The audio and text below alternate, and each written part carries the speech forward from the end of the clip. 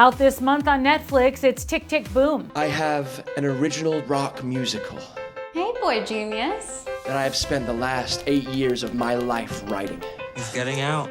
You're gonna be rich and famous. and rewriting. Did you crack it yet? Oh, I'm getting so close. And rewriting. Can I hear it? Any day now. Tony winner Andrew Garfield stars as Jonathan Larson, the creator of Rent. Tick, Tick, Boom also marks Lin-Manuel Miranda's directorial debut and features a cast of other amazing Broadway veterans. Paul Wantora caught up with another of the great stars of Tick, Tick, Boom, stage and screen veteran Robin DeJesus. In Tick, Tick, Boom, Robin DeJesus plays Michael, best friend of Rent composer Jonathan Larson. In real life, the three-time Tony nominee has special connections to both Rent and the film's director, Lin-Manuel Miranda. I met up with him at the Rum House to find out more.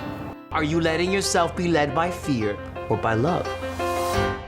Fear! 100% fear! How does it feel to be premiering this movie, which is such a labor of love for so many people, including you, including Lin, and how does it feel to be able to tell this story to everybody? It feels really good. It feels like here and here and here. It's really beautiful. Like Lin's my ride or die, his family. You know what I mean? Yeah. It's like that other thing that we have that connection. You know, and I hadn't worked with him in a minute.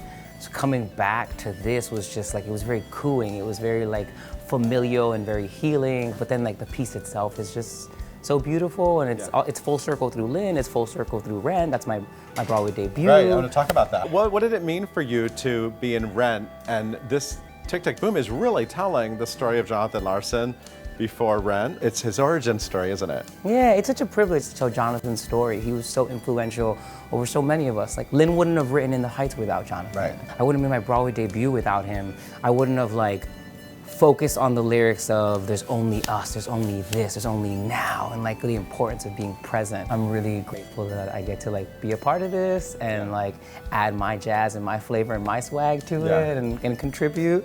And I think it's gonna be really beautiful and very healing.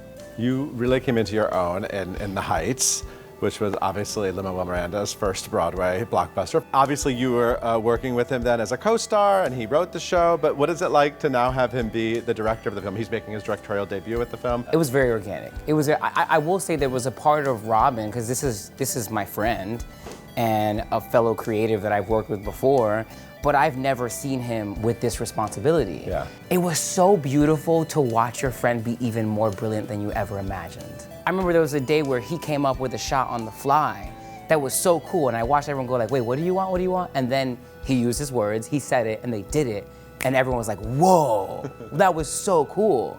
And like, just for me as an onlooker observing everything, just to watch him like handle that, you know, was like really, really cool. And I was like, I'm trying to be that energy. I'm trying to be a boss too, you know? So it's infectious.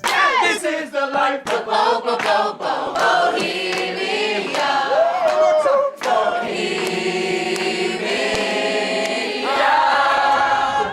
Bohemia. Tick, Tick, Boom is based on a solo show that Jonathan Larson was performing that was very autobiographical before Rent.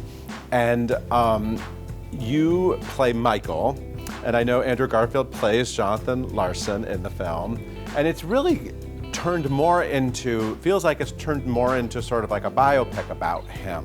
I don't know if it's genuinely the new screenplay or the going back to that original source, but I now am so much more aware of like the centeredness of my relationship with Jonathan, in the sense that like, yeah, there's the love story with Jonathan and Susan, but there's also the love story with Michael. There's like this other thing happening of like, you get to see these two men navigate their love for one another that is completely not romantic, one of whom is completely straight and one of whom is totally gay.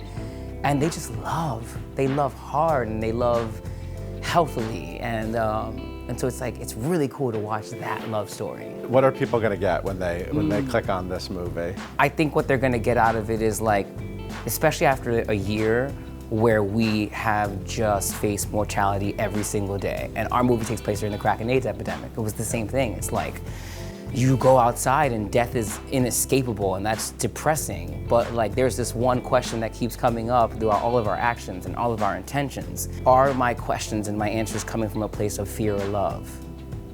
And like keep going back to that. And the time periods where things fall apart tend to be where we lean into the fear more. And the moments where we feel a little better and perhaps less achy and sometimes quite joyous and amazing, it's like when we choose love. And so I'd like to think that after the past year, the movie's gonna be reminders like, well, what are you focusing on, fear or love? Cages or wings, which do you prefer? Ask the birds, baby.